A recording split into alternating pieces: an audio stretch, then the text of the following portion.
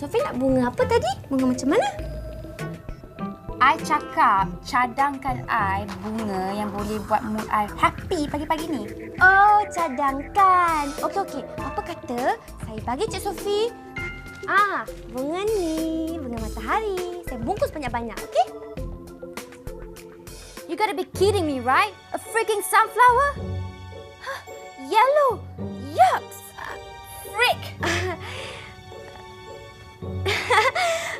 Gigi. Bos ni. Hey, can you please look at me when I'm talking to you? This is rude. You ni faham ke tak?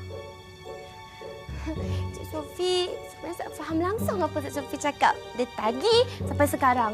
Kalau Cik Sophie tak suka bunga matahari ni, tak apa. Saya tukar bunga lain, ya? Macam ni you layan pelanggan, ha? Dengan tak ada couchnya, dengan panasnya. Baju ni. I ni fashion designer, okay? What's up with your outfit? Macam crayon. Baju saya ni, saya yang pilih sendiri. Lagipun saya suka apa yang saya pakai ni. Fashion saya. No wonder. So, mana bunga I? Lembab lagi.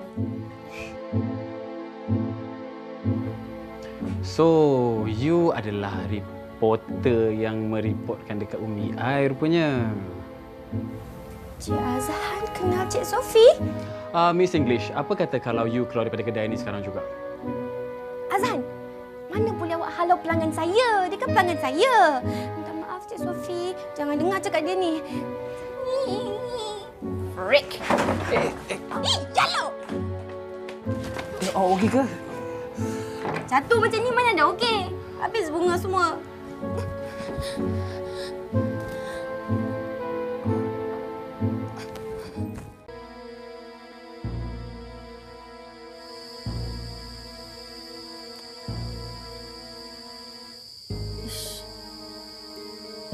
Ini macam petanda tak baik je ni. Ana Lulu ke?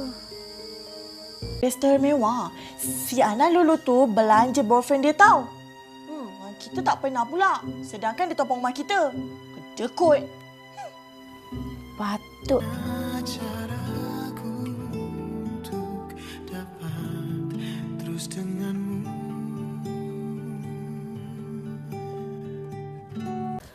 Hey, duit mana duit?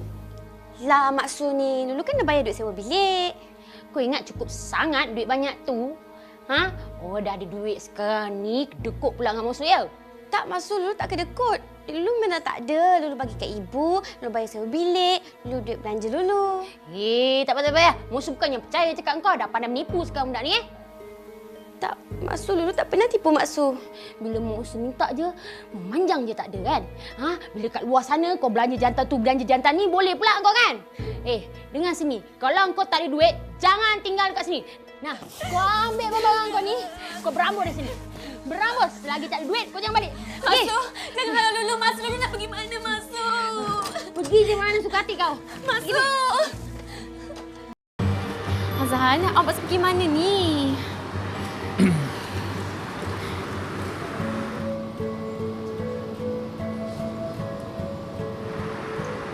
Mira? Tadi saya datang sini jumpa kawan saya. So, saya nampak Fazil masuk kat kedai ni dengan perempuan tu. Saya minta maaf. Saya rasa awak patut tahu benda ni.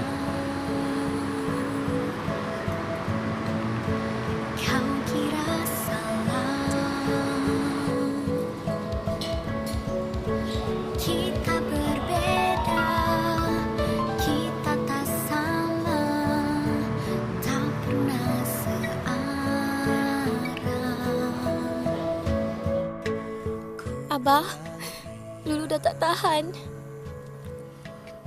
Dulu, saya tak mampu nak tolong. Awak kena hadapi semua ni sendiri supaya awak takkan buat kesilapan yang sama lagi. Duduk. Rindulah dengan Kiki. Si Kiki rindu orang kan? Papa, mana Mama? Huh? Mama! Kiki? Saya tak dengan Kak Lulu. Anak ni siapa? Nak cari siapa? Saya nak nak cari Ana Lulu. Dia pergi mana?